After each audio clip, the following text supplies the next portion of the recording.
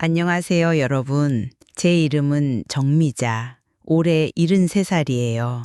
제 삶은 고요한 수묵화와 같았죠. 고등학교에서 30년 넘게 미술을 가르치고 정년 퇴임한 후 남편마저 5년 전 먼저 세상을 떠나자 저의 일상은 더욱 정제되고 단순해졌습니다. 경기도 외곽의 한적한 동네에 있는 2층 단독주택. 작은 마당에는 저의 손으로 가꾼 다육식물들과 야생화가 가득했어요. 오전 7시면 어김없이 일어나 마당의 화초들에게 물을 주고 8시에는 남편이 즐겨 읽던 신문을 들고 동네 공원을 한 바퀴 돌았죠. 저는 복잡한 세상사에 관심이 없었고 그저 자연의 미세한 변화를 관찰하며 그 안에서 삶의 진리를 찾는 것을 즐겼습니다. 오후 2시부터는 저에게 가장 신성한 시간이었어요. 햇살이 가득 들어오는 거실 창가에 앉아 하얀 캔버스와 붓을 마주했습니다. 물감이 번져나가는 소리, 붓이 캔버스를 스치는 감각, 그림 속에서 피어나는 새로운 세상. 저에게 있어 그림은 혼자만의 대화이자 저를 온전히 채우는 행위였죠. 찻잔이나 창밖의 풍경, 마당의 야생화 등 일상의 평범한 소재를 저만의 색깔로 담아내는 것이 저의 유일한 즐거움이었습니다. 저의 삶은 외로운 것이 아니었어요. 그것은 고요함 속에서 스스로 선택하고 가꿔온 고독이었으며 그 속에서 저는 완전한 만족을 느끼고 있었습니다. 하지만 미국 실리콘밸리에서 성공한 IT 사업가 준수와 서울에서 잘 나가는 컨설팅 회사 대표인 은지의 눈에는 저의 삶이 쓸쓸하게만 보였어요. 그들은 종종 영상 통화를 걸어 엄마, 혹시 친구들이랑은 자주 만나세요? 식사 거르지 마시고요. 혼자 드시면 맛없잖아요. 라고 물었고 저의 대답이 늘 괜찮아. 나는 이대로 좋아.로 돌아올 때마다 그들의 얼굴에는 깊은 근심이 드리워졌습니다. 어느 날 은지는 저의 집을 방문했다가 조용히 앉아 책을 읽는 저를 보며 흐느끼듯 말했어요. 엄마, 저희는 엄마가 이렇게 혼자 계시는 게 너무 죄송해요. 친구들도 다들 모여서 지내는데 그녀의 진심 어린 걱정은 저의 마음을 무겁게 짓눌렀습니다. 아이들은 저의 고독을 외로움이라는 병으로 진단하고 그 병을 고쳐야 한다고 믿는 듯했어요. 그러던 중 준수와 은지는 시니엘 하우스라는 실버타운의 팸플릿을 들고 저를 찾아왔습니다. 엄마, 여기는 최고예요. 저희가 꼼꼼하게 알아봤어요. 24시간 의료진이 상주하고 보안 시스템도 완벽해서 안전 걱정은 하나도 없고요. 무엇보다 다양한 커뮤니티 활동이 있어서 지루할 틈이 없을 거예요. 엄마처럼 조용한 분들이 더 많대요. 그림 교실도 있고요. 팸플릿은 마치 천국을 옮겨놓은 듯 화려했습니다.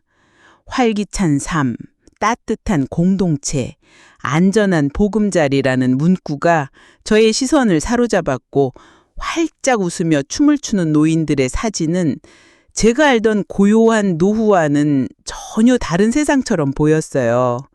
두 아이는 간절한 눈빛으로 말했습니다. 엄마, 제발 저희 걱정 좀 덜어주세요. 저희도 마음 편하게 일하고 싶어요. 저는 그들의 간절한 바람을 차마 외면할 수 없었습니다. 자식들의 행복을 위해 저 자신의 평온한 삶을 내려놓기로 결정했죠. 시니엘 하우스 입주를 위해 저는 정들었던 집을 정리했습니다. 마당의 화초들은 동네 이웃들에게 나누어주고 작은 캔버스와 붓 몇 개만을 챙겨 새로운 보금자리로 향했어요. 시니엘 하우스의 로비는 고급 호텔처럼 화려하고 웅장했습니다. 입주 담당자인 강 매니저는 환한 미소로 저를 맞이했습니다. 정미자 어머님, 오신 것을 환영합니다. 어머님의 새로운 삶을 저희가 책임질게요. 이곳에서는 매일 새로운 활력을 얻으실 수 있을 거예요. 그의 지나치게 밝은 목소리가 저의 귀에는 조금 부자연스럽게 들렸습니다. 저의 방은 깔끔하고 쾌적했지만 창밖으로 보이는 것은 정성 들여 가꾼 정원이 아니라 똑같이 생긴 건물들이었어요. 저는 그제서야 이곳이 저의 집이 아니라는 사실을 실감했습니다. 시니엘 하우스에서의 첫 몇 주는 겉보기에는 완벽한 휴가와 같았어요. 매일 아침 7시면 어김없이 기상나팔이 소리가 울려 퍼졌고 모든 입주민들은 1층 라운지에 모여 전문 강사의 지시에 따라 활기찬 단체 체조를 시작했습니다. 강사는 밝은 얼굴로 자, 어머님들, 오늘 하루를 활기차게 열어봅시다 라고 외쳤고 경쾌한 음악에 맞춰 모두가 팔다리를 흔들었죠. 저는 몸이 굳어 박자에 따라가지 못했지만 김 여사는 정 여사님 더 힘내세요. 이렇게 움직여야 건강해진다니까요. 라며 저의 손을 잡아 흔들었습니다. 김 여사는 입주 초기부터 저에게 살갑게 다가왔고 이런 곳에 왔으면 같이 어울려야지 방에만 있으면 안 된다고 끊임없이 잔소리를 늘어놓았습니다. 식사 시간은 뷔페식으로 제공되었고 긴 테이블에 빼곡히 앉아 밥을 먹는 것은 마치 거대한 학교의 식당처럼 그랬어요. 김 여사는 이렇게 좋은 음식을 매일 먹으니 입맛이 살아난다며 연신 감탄했고 식사 시간은 모두가 모여 대화를 나누는 의무적인 사교 모임 같았어요. 저는 조용히 식사를 마치고 일어나고 싶었지만 누군가 늘 벌써 가세요? 좀 더 앉아있다 가시죠? 라며 저를 붙잡았습니다. 그들은 저의 조용함이 불편한 듯 끊임없이 저를 대화에 끌어들이려 애썼습니다. 억지로 미소를 짓고 고개를 끄덕이는 것이 저의 일과가 되어갔습니다. 저는 속으로 생각했어요. 이곳은 편리하지만 내게는 자유가 없다. 문제는 서서히 드러나기 시작했습니다. 이곳의 생활은 자유로운 선택이 아니었어요. 모든 것이 커뮤니티 활동이라는 이름 아래 강요되었습니다.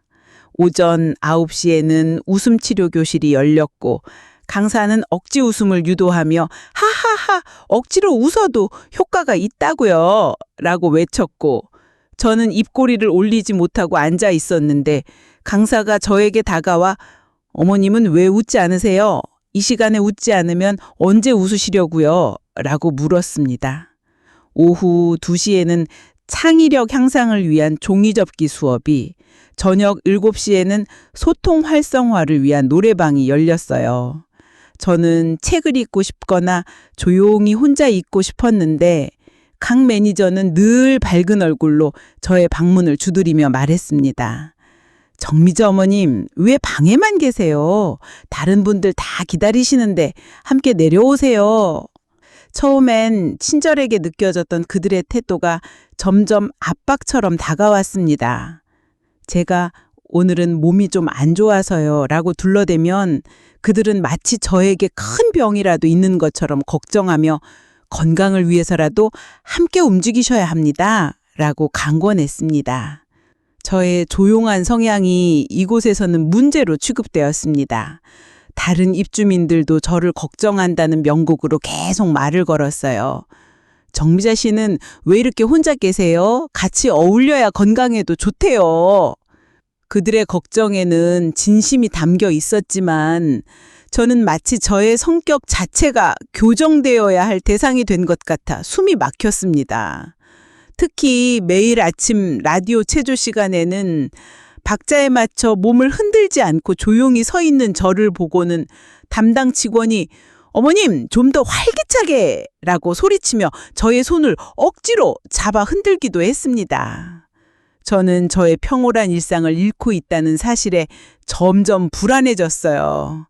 제가 가장 좋아하던 거실 창가 자리는 식물관리사의 손에 옮겨졌고 붓을 꺼내 스케치를 하려 하면 곧바로 관리자가 와서 미술교실은 오후 3시부터 시작합니다.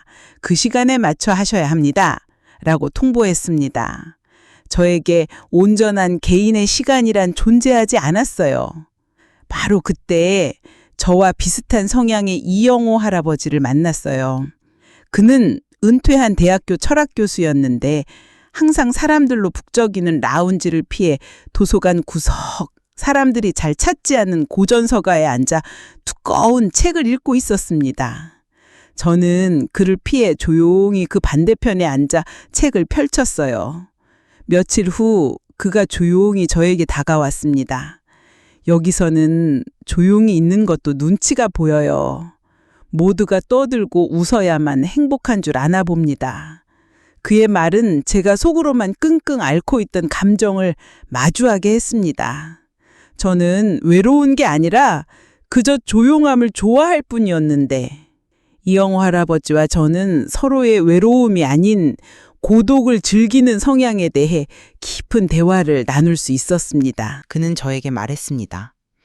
고독은 외로움과는 다릅니다. 고독은 스스로 선택하는 것이고 외로움은 타인에 의해 강요되는 것이죠. 이곳은 우리에게 고독을 허락하지 않습니다. 저의 개인적인 시간과 공간이 점점 사라지고 있을 때 관리소는 입주민들의 친목 도모를 위한 새로운 제도를 발표했습니다. 바로 우정 버디 제도였죠. 모든 입주민들은 무작위로 짝을 이루어 일주일에 2번 이상 함께 식사하고 매일 30분씩 대화를 나누어야 하는 의무가 생겼습니다. 저의 버디는 수다스럽고 활발한 성격의 박 여사였습니다. 박 여사는 정 여사님, 이제 우린 단짝이야. 앞으로 밥도 같이 먹고 산책도 같이 다니자. 라며 저를 붙잡았습니다. 박 여사는 아기가 없었지만 그녀의 과도한 친절은 저에게 큰 부담이었습니다. 박 여사는 저의 일과를 꼬치꼬치 캐물었고 제가 방에 혼자라도 있으려 하면 혼자 있으면 외롭지 않아? 내가 옆에 있어줄게. 라며 억지로 방에 들어와 앉았습니다. 저는 저의 방에서조차 온전한 혼자만의 시간을 가질 수 없었습니다. 저의 그림 도구들은 서랍 속에서 잠자고 있었고 저의 마음은 점점 황량해져 갔습니다. 미술실 또한 더 이상 저의 피난처가 되지 못했습니다. 미술교실은 창의적 표현이라는 본래의 목적을 잃고 공동체 예술 프로젝트로 변경되었습니다. 담당 직원은 어르신들, 이번에는 모두 함께 힘을 모아 우리 시니엘 하우스를 상징하는 대형 벽화를 완성할 거예요. 라고 설명했습니다.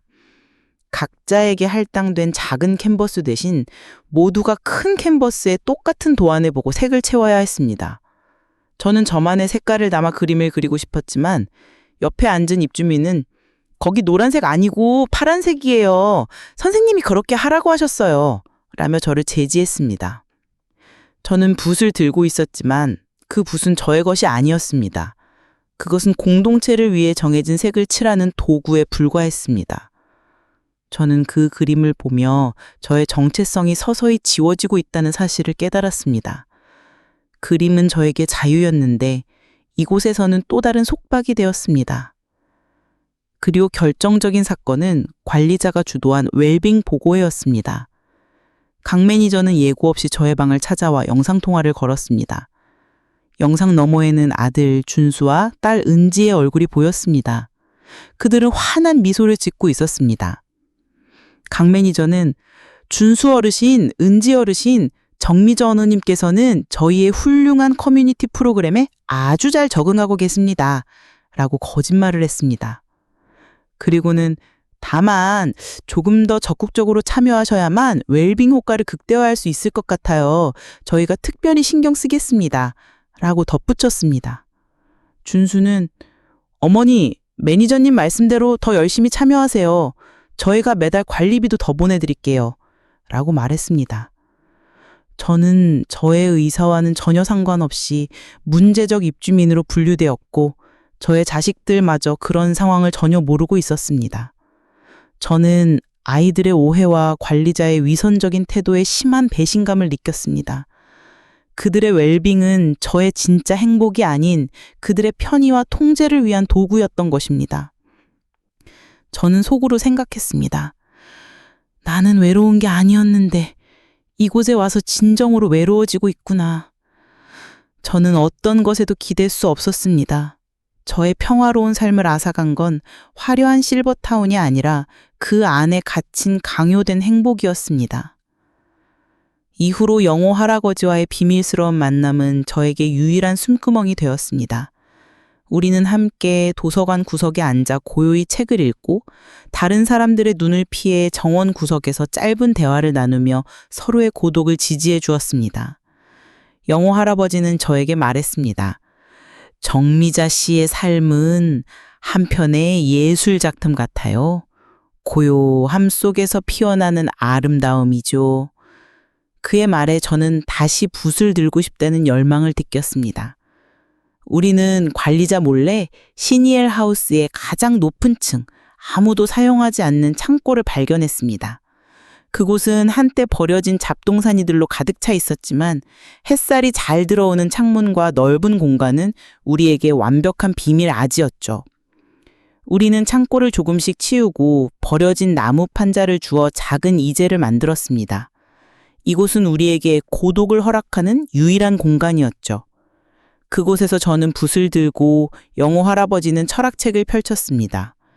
저는 그동안 억눌렸던 감정들을 붓으로 쏟아냈습니다. 억지 웃음 뒤에 숨은 사람들의 공허한 눈빛, 좁은 복도를 서성이는 사람들의 불안한 발걸음, 그리고 텅 빈 미술실. 저의 그림들은 화려한 외관대에 숨겨진 차가운 현실을 담았습니다. 영호 할아버지는 저의 그림을 보며 이렇게 말했습니다. 이 그림들은 진실을 말하고 있군요. 슬프지만 아름답습니다. 하지만 이런 작은 일탈마저도 허용되지 않았습니다. 어느 날 입주민 중 한 명인 한여사가 우리의 비밀 아지를 발견했습니다. 한여사는 모든 규율을 철저히 지키는 사람이었고 그녀의 눈에 저와 영호 할아버지의 행동은 커뮤니티의 질서를 해치는 위험한 일탈로 보였습니다. 한여사의 밀고로 강 매니저는 그 창고를 발견했습니다. 그는 우리의 비밀 아지를 침범하며 소리쳤습니다. 어르신들, 여기가 뭐 하는 곳이라고 생각하세요? 위험하게 이런 곳에 올라오시면 안 됩니다. 다른 분들께 불안감을 조성할 수 있어요. 그는 저의 그림들을 훑어보며 비웃었습니다. 이런 그림들이라고요? 칙칙하고 어둡네요. 저희는 입주민들의 긍정적인 삶을 추구합니다. 이런 부정적인 그림은 이곳의 분위기와 맞지 않아요. 강 매니저는 그의 명령에 따라 직원들에게 그림 도구들을 모두 치우게 했고 창고 문에는 굳건한 빗장을 걸었습니다. 그의 말과 행동에 저는 억눌렸던 분노가 치밀어 올랐습니다. 그 이후로 강 매니저의 감시는 더욱 철저해졌고 저는 영호 할아버지와 비밀 아지를 출입하는 것을 금지당했습니다. 그는 저와 영호 할아버지를 문제적 입주민으로 낙인 찍고 우리의 행동을 사사건건 감시했습니다.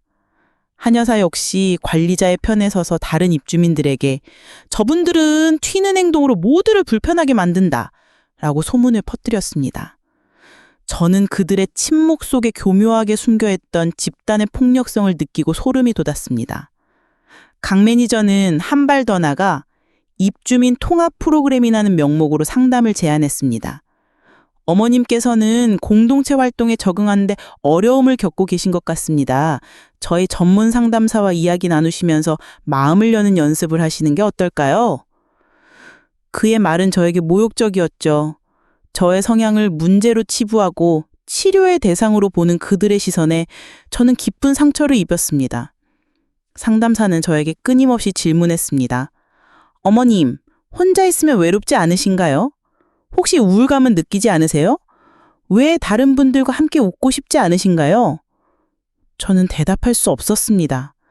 제가 왜 혼자 있는 것을 좋아하는지, 그 고독이 주는 평화가 얼마나 소중한지 그들에게 어떻게 설명해야 할지 알지 못했습니다. 그들은 오직 외로움과 우울이라는 틀 안에서만 저를 이해하려 했던 것입니다.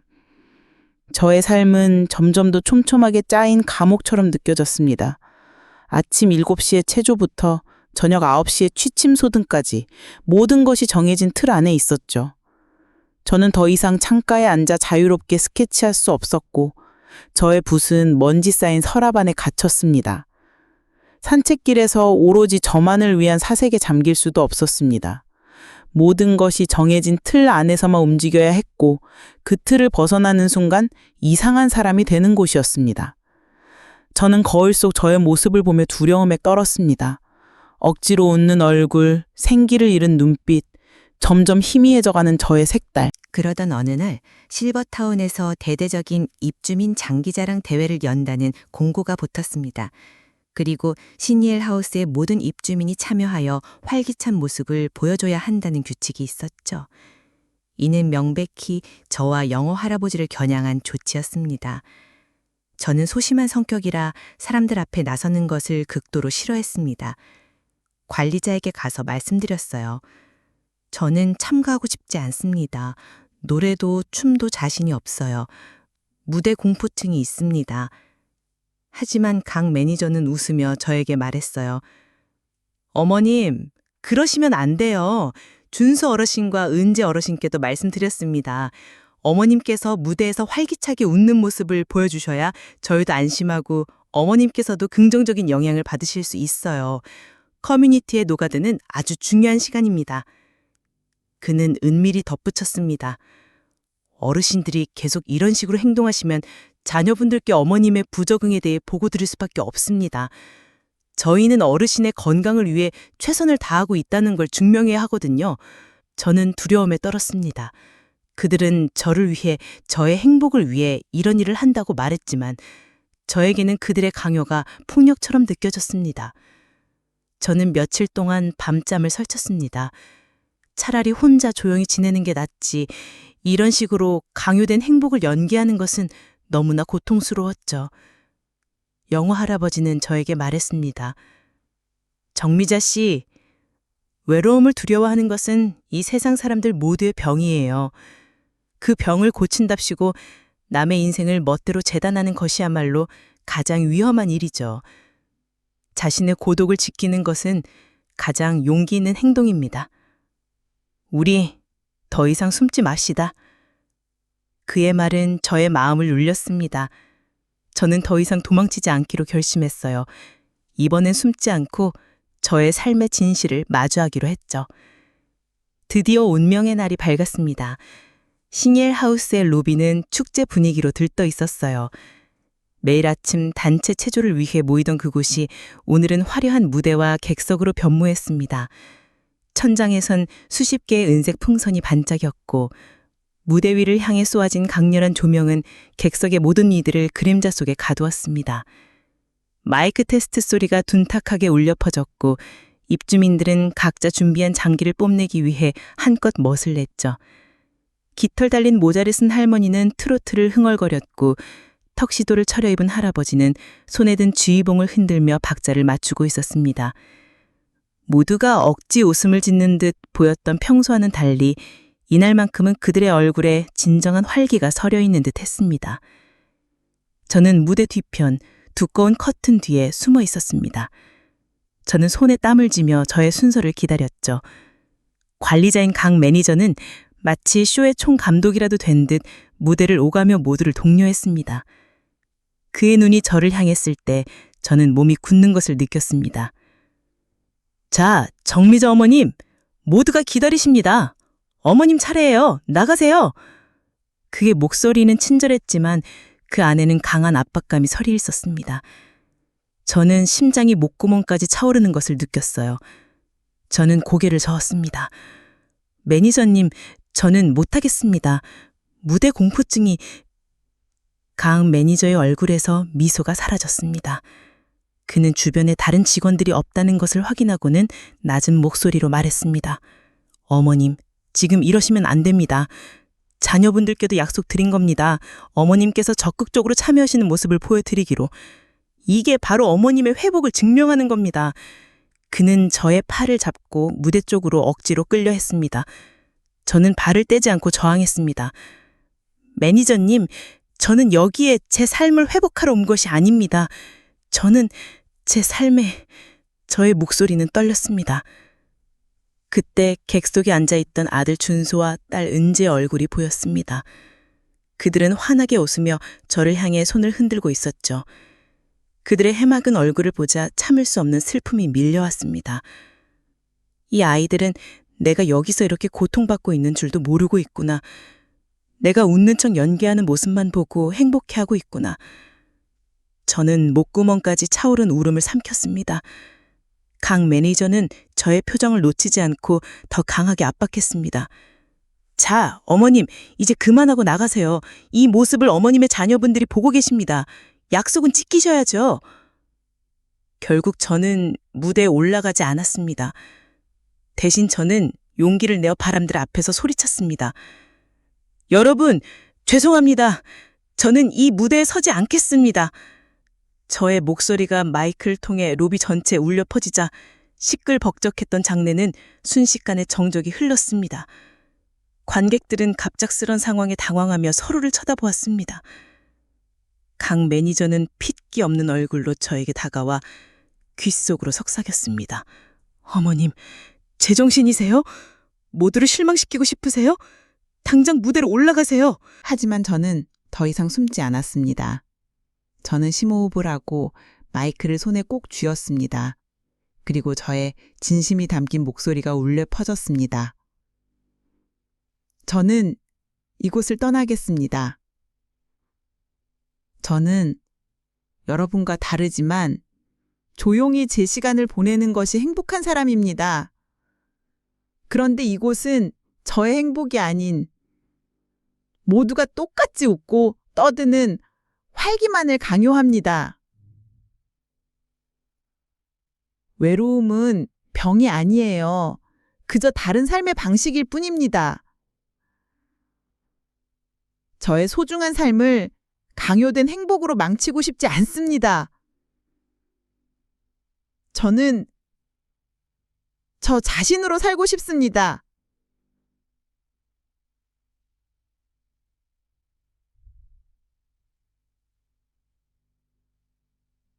저의 진심이 담긴 외침에 장내는 다시 한번 술렁였습니다. 몇몇 입주민들은 저의 용기에 감탄했고 몇몇은 관리자의 눈치를 보며 고개를 숙였습니다. 강 매니저는 어쩔 줄 몰라 했습니다. 그때 아들 준수와 딸 은지가 무대 위로 뛰어올라와 저의 손을 잡았습니다. 그들은 저의 얼굴을 바라보며 충격과 미안함이 뒤섞인 표정을 지었습니다. 엄마, 정말 죄송해요. 저희가 엄마 마음도 모르고 무조건 좋다고만 생각했어요. 엄마의 진짜 행복이 뭔지도 모르면서. 그들은 저의 손을 꼭 잡고 말했습니다. 엄마, 괜찮아요. 이제 저희와 함께 집으로 돌아가요. 엄마가 가장 편안한 곳으로요. 그날의 대소동은 시니얼하우스 전체에 큰 파장을 일으켰습니다. 저의 용기 있는 외침은 많은 이들에게 깊은 울림을 주었습니다. 저의 이야기는 순식간에 입주민들 사이에서 퍼져나갔고 누군가 한 명이라도 용기를 내주길 바랐다며 저에게 몰래 응원의 메시지를 보내는 이들이 생겨났습니다. 하지만 한 여사처럼 이곳의 규율을 신봉하는 이들은 저를 비난했습니다. 어떻게 그런 말을 할 수 있지? 이 좋은 시설을 두고 모두가 보는 앞에서 망신을 주다니. 그들의 비난은 저에게 상처가 되지 않았습니다. 이제 저는 제가 잃어버렸던 삶의 주도권을 되찾았기 때문입니다. 그날 이후 저는 시니얼 하우스를 떠나 다시 제 집으로 돌아왔습니다. 짐을 싸는 내내 준수와 언지는 연신 엄마 정말 죄송해요 라고 사과했고 저는 그들의 손을 맞잡으며 괜찮아. 이제서라도 내 마음을 이해해줘서 고마워 라고 말했습니다. 실버타운을 나서는 순간 저는 깊은 심해에서 떠오른 것처럼 거친 숨을 몰아쉬었습니다. 다시 돌아온 제 집은 예전 그대로였습니다. 낡고 오래된 가구들, 창가에 놓인 찻잔과 그리고 제 손때 묻은 붓과 물감까지 모든 것이 저를 반겨주는 듯 했습니다. 아이들은 더 이상 저에게 활기찬 삶을 강요하지 않았습니다. 대신 저의 삶의 방식을 존중해 주었죠. 준수는 매주 주말마다 내려와 함께 마당의 화초를 돌보았고 은지는 매일 저녁 영상통화를 걸어와 저의 그림에 대해 풀었습니다. 엄마, 오늘은 어떤 풍경을 그리셨어요? 그들은 저의 삶에 깊숙이 들어와 함께 호흡하려 노력했습니다. 한 달이 지나자 저의 삶은 완벽한 평화를 되찾았습니다. 저는 더 이상 외로움을 두려워하지 않았습니다. 대신 저의 삶에는 온전한 평화와 진정한 행복이 깃들어 있었습니다. 얼마 전 저는 동네 복지관에 작은 미술 교실을 열기로 했습니다. 저와 같은 방식으로 삶의 평화를 찾는 사람들에게 그림을 가르쳐 주기로 한 거죠. 첫 수업에는 영어 할아버지가 찾아와 따뜻한 응원을 건넸습니다. 그는 저에게 말했습니다. 종미자 씨, 당신의 용기가 많은 사람들에게 새로운 삶의 영감을 주었습니다. 당신의 삶이 가장 위대한 예술작품이에요. 그의 말에 저는 눈시울이 붉어졌습니다. 저의 미술교실은 입소문이 타기 시작했습니다. 첫 수업에는 영어 할아버지를 포함해 3명의 학생이 왔지만 한 달이 지나자 10명이 넘는 학생들이 모였습니다. 저의 수업은 일반적인 미술 수업과는 달랐습니다. 저는 학생들에게 기술을 가르치기보다 자신만의 색을 찾는 법을 알려주었습니다. 여러분, 행복은 붓을 치는 방식에 있지 않아요. 우리 마음속에 있는 진정한 색깔을 찾는 것이 중요합니다. 저의 말에 학생들은 깊은 감명을 받았습니다. 그 중에는 시니엘 하우스처럼 화려한 시설에 있다가 답답함을 견디지 못하고 나온 사람들도 있었습니다. 그들은 저를 보며 용기를 얻었고 저의 이야기에 공감하며 마음을 열었습니다. 저의 이야기는 지역 신문에도 실렸습니다. 고급 실버타운을 떠나 자유를 찾은 70대 화가라는 제목의 기사는 큰 화제가 되었습니다. 이어서 작은 방송국에서 저에게 출연을 요청했습니다. 저는 처음에는 망설였지만 영호 할아버지의 응원에 힘입어 방송에 출연하기로 했습니다. 정미자 씨, 당신의 이야기는 혼자만의 이야기가 아닙니다. 수많은 노인들이 당신과 같은 고통을 겪고 있어요. 당신의 목소리가 그들에게 큰 힘이 될 겁니다. 방송에서 저는 시니하우스에서의 경험을 솔직하게 털어놓았습니다. 강요된 행복, 사라지는 개인의 시간, 그리고 마침내 용기를 내어 외쳤던 진짜 삶. 저의 진심 어린 이야기는 시청자들에게 큰 울림을 주었습니다. 방송이 나간 후 저의 집에는 전화와 편지가 쇄도했습니다. 저도 비슷한 경험을 했어요. 할머니 덕분에 용기를 얻어 집으로 돌아가기로 했습니다. 저도 혼자 지내는 것이 불안했는데 이제는 제 삶을 존중하기로 결심했어요. 저는 저의 경험이 이토록 많은 이들에게 위로와 용기를 줄 수 있다는 사실에 감격했습니다. 저는 영호 할아버지와 함께 행복한 고독을 위한 모임이라는 작은 커뮤니티를 만들었습니다. 이 모임은 매주 한 번씩 복지관에 모여 조용히 책을 읽거나 서로에게 편지를 쓰는 등 강요되지 않은 방식으로 서로의 존재를 확인하고 지지했습니다. 시니어하우스의 강 매니저는 저의 활동에 불만을 표하며 내용 증명을 보내왔지만 저는 더 이상 두려워하지 않았습니다. 저에게는 삶의 진실을 마주할 용기가 있었고 저를 지지하는 수많은 사람들이 있었기 때문입니다. 저는 저의 인생을 담은 마지막 그림을 그리기 시작했습니다. 그림의 제목은 나의 보금자리. 그림에는 낡고 오래된 저의 집과 정성껏 가꾼 화초들, 창가에 놓인 잣잔, 그리고 그 곁에 앉아 평화롭게 그림을 그리는 저의 모습이 담겨 있었습니다. 그림의 한쪽에는 저에게 용기를 준 영호 할아버지와 저의 삶을 존중해 주기로 한 아들, 딸의 모습도 작게 그려 놓았습니다. 이 그림은 단순한 풍경화가 아니었습니다. 그것은 저의 삶을 전체를 관통하는 서사였고 강요된 행복에서 벗어나 진정한 평화를 찾은 한 노년의 고백이었습니다. 여러분, 행복은 누군가가 정해주는 것이 아닙니다. 우리 각자에게 맞는 방식이 존재하죠. 나이가 들었다고 해서 다른 사람의 시선에 맞춰 내 삶을 억지로 바꾸지 마세요. 우리에게 필요한 것은 안전과 편리함을 넘어 우리의 개성과 존엄성을 존중해주는 마음입니다. 진정한 보금자리는 다른 사람의 기대가 아니라 우리 자신의 선택으로 만들어지는 곳이라는 것을 잊지 마세요.